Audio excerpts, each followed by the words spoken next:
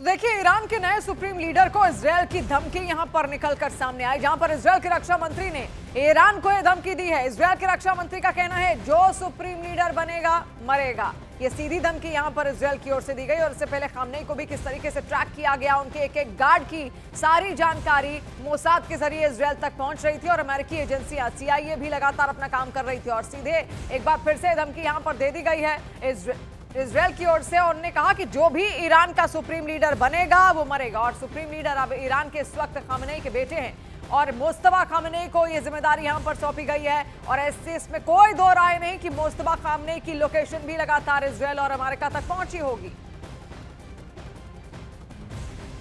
अब देखिए, ईरान में supreme leader Ayatollah Ali Khamenei के मारे जाने के बाद सत्ता की बागडोर अब उनके बेटे मुस्तफा खामनेई के हाथों में आ गई है। लेकिन सवाल यह है कि क्या नया चेहरा ईरान की नीतियों में बदलाव लाएगा या फिर सुरक्षा और सैन्य प्रभाव वाला पुराना ढांचा और मजबूत होगा।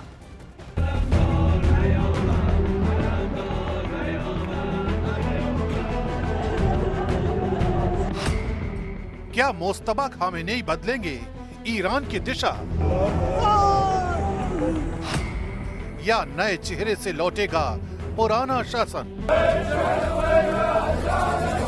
सुप्रीम लीडर अयातुल्ला खामेनेई के मारे जाने के बाद ईरान की सर्वोच्च सत्ता पर अब उनके बेटे मुस्तफा खामेनेई बैठेंगे। लेकिन उनकी नियुक्ति सिर्फ सुप्रीम लीडर की जगह को भरने से ज्यादा इस्लामिक गणराज्य की दिशा तय करने वाली है। 1969 में मशहद में जन्मे मुस्तफा अयातुल्ला अली खामेनेई के दूसरे बेटे हैं।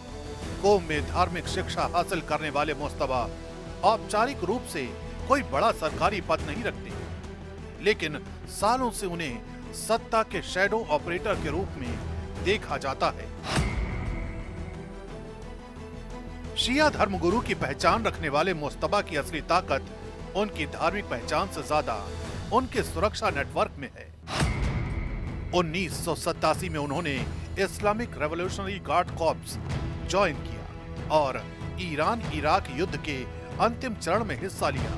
2000 के दशक तक उन्होंने IRGC कमांडरों और खुफिया ढांचे के भीतर मजबूत संबंध बना लिए थे। जानकारों का मानना है कि अगर वे सुप्रीम लीडर बनते हैं तो ईरान की नीतियां और ज्यादा सुरक्षा केंद्रित और सैन्य प्रभाव वाली हो सकती है।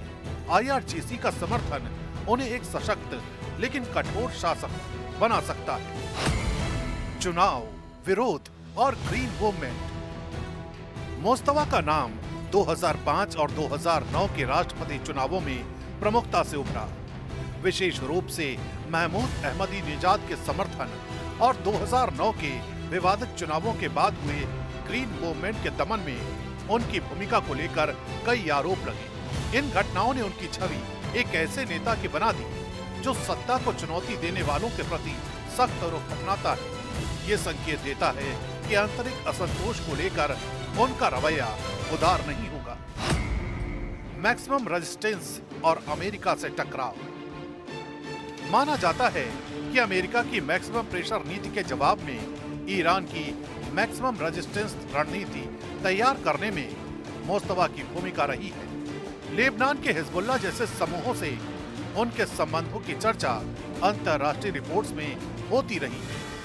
यानी सुप्रीम लीडर बनने के बाद उनके अमेरिका या इजराइल के प्रति नरम रुख की संभावना कम दिखाई देती है। हालांकि उनके बारे में ये कहा जाता है कि वे पर्दे के पीछे रणनीतिक संतुलन साधने में भी माहिर हैं। अकूत दौलत और पश्चिमी कनेक्शन। रिपोर्ट के मुताबिक मुस्तफा से जुड़े नेटवर्क ने ब्रिटेन, जर्मनी और दुबई तक बड़े पैमाने पर संपत्तियां जुटाई हैं और निवेश किए हैं। शिपिंग बिजनेस, स्विस बैंक में खातों और रियल एस्टेट डील्स के जरिए कथित तौर पर प्रतिबंधों के बावजूद पैसा पश्चिमी बाजारों तक पहुंचाया गया। यानी मुस्तफा वैचारिक रूप से भले ही कट्टर दिखाई देते हों, लेकिन आर्थिक सशक्तिकरण में विश्वास रखते हैं। ऐसे में सवाल ये है कि क्या उनका नेटवर्क भविष्य में किसी संभावित बैक चैनल समझौते की जमीन बनेगा या नहीं? क्या बदलेगा ईरान? मुस्तफा खामेनेई के सुप्रीम लीडर बनने से ईरान में सत्ता का केंद्रीकरण और तेज हो सकता है। IRGC का प्रभाव बढ़ सकता है। आंतरिक विरोध पर सख्ती जारी रह सकती है और क्षेत्रीय नीति आक्रामक बनी रह सकती है। हालांकि आर्थिक दबाव और अंतर्राष्ट्रीय प्रतिबंध उन्हें सीमित कूटनीतिक लचीलापन दिखाने पर भी मजबूर कर सकते हैं। चेहरा नया, नीति कितनी नई। ईरान में मुस्तफा खामेनेई की पहचान एक रहस्यमयी, रणनीतिक और सख्त छवि वाले नेता की है। उनका ट्रैक रिकॉर्ड बताता है कि वे सत्ता संरचना को मजबूत रखने और विरोध को नियंत्रित रखने में विश्वास रखते हैं। यानी आने वाले समय में भी ईरान में नीति की निरंतरता ज्यादा दिख सकती है। बदलाव कम, यानी अमेरिका के साथ टकराव बना रह सकता है, लेकिन रणनीति अधिक संगठित और व्यवस्थित हो सकती है। मिडिल ईस्ट की राजनीति अब इस बात पर टिकी है कि मुस्तफा खामेनेई वैचारिक शक्ति को प्राथमिकता देते हैं या रणनीतिक लचीलापन दिखाते हैं। ईरान के लिए ये सिर्फ नेतृत्व परिवर्तन नहीं, बल्कि मिडिल ईस्ट में आने वाले दशक की दिशा तय करने वाला समय है।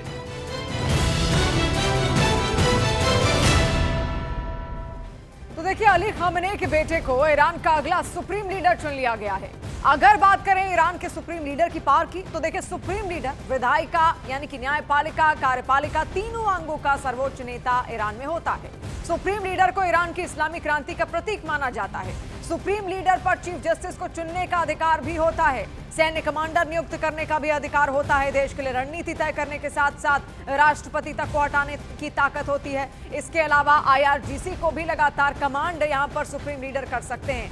इसके अलावा आपको यह भी बता दें कि देखिए ईरान में सुप्रीम लीडर को असेंबली ऑफ एक्सपर्ट्स चुनती है। अब चुनाव कैसे होता है ये जानना बहुत ज्यादा जरूरी है। देखिए ये 88 सदस्यों वाली एक धार्मिक संस्था यहाँ पर है। असेंबली ऑफ एक्सपर्ट्स का चुनाव यहाँ पर किया जाता है और 88 सदस्य इसमें यहाँ पर होते हैं। आप देखिए 88 सदस्यों का चुनाव यहाँ पर ये असेंबली करती है। अब उसमें से असेंबली ऑफ एक्सपर्ट्स में 88 सदस्य यहाँ पर होते हैं। हमने आपको इससे पहले यहाँ पर बताया, हर 8 साल में असेंबली ऑफ एक्सपर्ट्स का चुनाव यहाँ पर किया जाता है और यही वो असेंबली है जो चुनाव करती है सर्वोच्च नेता का, जिसने खामेनेई का चुनाव किया और उसके बाद अब खामेनेई के बेटे को यहाँ पर चुन लिया गया है जो IRGC को भी कमांड करता है। इसके अलावा राष्ट्रपति को चुनने का अधिकार उसके ऊपर होता है। सुप्रीम कोर्ट के चीफ को भी चुनने का अधिकार यहाँ पर खुद जो सर्वोच्च नेता है वो यहाँ पर रख सकते हैं। और इसमें इस वक्त मुस्तफा खामेनेई जो कि खामेनेई के बेटे थे, खामेनेई के कुल मिलाकर 8 बच्चे यहाँ पर थे, जिसमें 6 लड़के थे, 4 लड़के थे और 2 बेटियां उसकी थी, यानी कि 6 बच्चे उनके यहाँ पर थे।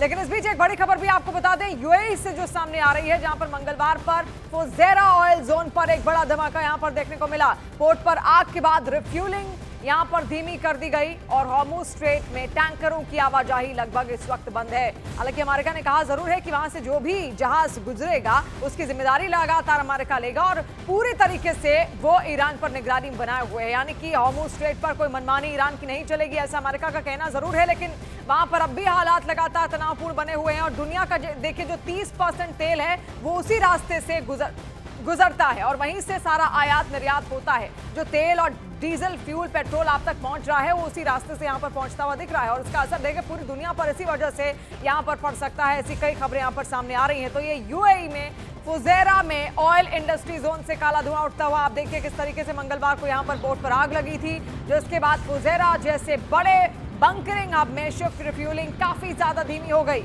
मार्केट सोर्सेज के मुताबिक यहां पर काम की रफ्तार कम होने के बाद सिंगापुर जैसे दूसरे हब में फ्यूल की मांग बढ़ने के आसार हैं। ईरान और अमेरिका के बीच बढ़ते तनाव ने इस पूरे इलाके में फ्यूल शिपमेंट के डिसरप्ट उसको कर दिया है और इसी वजह से सोमवार को फुजैरा में फ्यूल की कीमतें और ज्यादा चढ़ गई। सबसे बड़ी टेंशन हॉर्मुज स्ट्रेट की है, जहां पर दुनिया की लगभग 20% सप्लाई और बड़ी मात्रा में LNG गुजरती है। लेकिन कुछ जहाजों पर हमला होने के बाद यहां पर ट्रांजिट लगभग रुक चुका है। फुजैरा इसी स्ट्रेट के एंट्री पॉइंट के पास मौजूद है, इसीलिए असर सीधा दिखाई दे रहा है। तो ये तस्वीरें आप यहां पर देखिए किस तरीके से एक के बाद एक कई हमले यहां पर हो रहे हैं। लेकिन ये जो हमला इस वक्त आप देख रहे हैं ये UAE यानी कि अरब अमीरात में फुजैरा में ऑयल इंडस्ट्री जोन में यहां पर किया गया। कोशिश यही है कि जो व्यापार है उसको बाधित किया जा सके, एक वर्ल्ड प्रेशर डेवलप करने की कोशिश ईरान यहां पर लगातार कर रहा है और ईरान का ही यह हमला है यूएई में ऑयल रिफाइनरीज, ऑयल डिपोज को जहां से शिपमेंट्स होती हैं, जहां से जाता है तेल, उन तमाम अड्डों को उसकी ओर से खत्म किया जा रहा है। जो पोर्ट्स आसपास बने हुए हैं उनको नुकसान पहुंचाया जा रहा है। देखिए पैसिफिक ओशन, इसके अलावा गल्फ ऑफ ओमान भी वहीं पर है और ओमान और ईरान मिलकर लगातार स्ट्रेट ऑफ हॉर्मूज को यहां पर ऑपरेट करते थे। स्ट्रेट ऑफ हॉर्मूज वही जगह है जिसका जिक्र बार बार आप देख रहे हैं, एक समुद्री इलाका यहां पर है जो एक वाटरवे की तरह काम करता है, जहां से 30% जो क्रूड ऑयल है दुनिया का वो जाता है।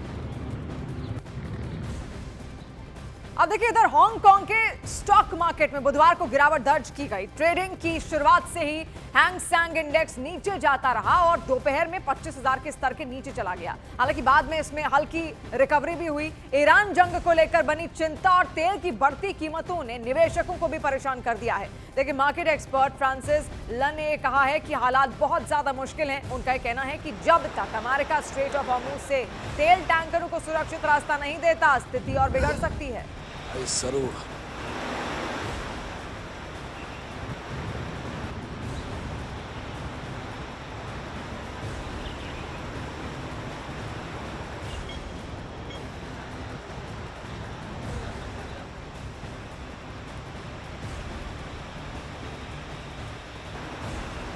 महायुद्ध से जुड़ी हुई ये अलग अलग तस्वीरें हम आपको यहां पर दिखा रहे हैं। क्या हालात अलग अलग जगहों पर बने हैं। स्ट्रेट ऑफ हॉर्मूज बंद है, इसके अलावा हांगकांग मार्केट में भी सीधा असर देखने को मिला। वहां की शेयर मार्केट गिरी और अब भी ये जंग लगातार क्योंकि जारी है, इसलिए शेयर मार्केट में उथल पुथल अब भी जारी रह सकती है।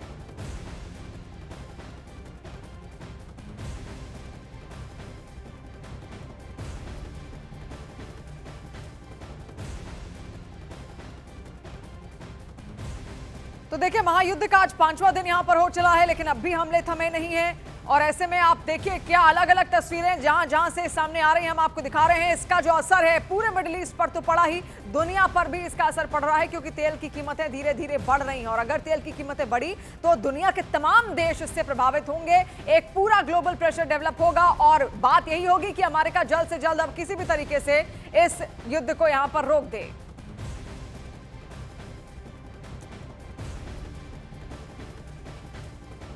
और देखिए इजरायल पर ईरान का एक और अटैक, बेत शेमेश पर ईरान का बड़ा हमला यहां पर देखने को मिला, जहां पर ईरान ने कई सारी बैलिस्टिक मिसाइलें दागी। इजरायल के कब्जे वाला इलाका है बेत शेमेश। अब देखिए इजरायल के कब्जे वाले क्षेत्र में ये मिसाइल यहां पर दागी गई है। बेत शेमेश में ईरानी बैलिस्टिक मिसाइलों का यह हमला हुआ है। इजरायल यहां पर अपनी लोकेशन सेट करता है और उसी का कब्जा यहां पर है, लेकिन वहीं पर यह अटैक हुआ है। आप देखिए कई मिसाइलें दागी गई, बैलिस्टिक मिसाइलों का बाकायदा भंडार है ईरान के पास और वही उसकी ताकत भी है। 6 लाख से ज्यादा सैनिक, एक्टिव सैनिक इस वक्त ईरान के पास हैं और इजरायल की क्षमता की अगर बात की जाए तो मात्र 1,62,000 के आसपास उसके पास एक्टिव सैनिकों की संख्या है। रिजर्व में भी कुछ ही सैनिक उसके पास मौजूद है क्योंकि लगातार काफी वक्त से गाजा के साथ वो पहले ही युद्ध में था। इसके बाद ईरान के साथ पिछले साल से तनातनी उसकी शुरू हुई और उस वक्त भी 12 दिनों का युद्ध उसने लड़ा था और अभी फिलहाल एक दूसरे के आमने सामने फिर हैं ईरान और इजरायल और अब तो 5वां दिन भी यहाँ पर है। पूरा बैकअप इस वक्त लगातार अमेरिका की ओर से इजरायल को मिल रहा है। हालांकि पिछली दफा जब ये युद्ध हुआ था तो अमेरिका ने सीधे कहा था इजरायल को कि अब मत लड़ो, लड़ाई यहीं पर थम जाए। ईरान को भी यही कहा गया, इजरायल को भी यही कहा गया और बातचीत के रास्ते तलाशे गए थे। और देखिए लेबनान का इजरायल पर एक बड़ा मिसाइल अटैक भी सामने आया, जहां पर इजरायल पर लेबनान ने 30 से ज्यादा रॉकेट दागे। आईडीएफ ने कई रॉकेट को आसमान में ही मार गिराया है। इजरायल ने जवाबी एक्शन में बेरूत में कई सारे बम बरसाए। अलग अलग तस्वीरें आप देखिए, ये बेरूत पर बम बरसाते हुए आप यहाँ पर देख रहे हैं। एक से एक के बाद एक कई धमाके यहाँ पर बाकायदा किए गए हैं। लेबनान का ये इजरायल पर एक बड़ा मिसाइल अटैक है। इजरायल पर लेबनान ने 30 से ज्यादा रॉकेट दागे हैं और इजरायली डिफेंस फोर्स ने कई रॉकेट को आसमान में ही मार गिराया। देखिए एक अच्छा खासा आयरन डोम इस्तेमाल करता है इजरायल, जिसका फायदा उसको जब लगातार गाजा में जो युद्ध हुआ हमास के साथ उसमें भी मिला। इसके अलावा पिछले साल जब ईरान ने उस पर बम बरसाए थे तो उसमें भी इसने इसका फायदा उठाया।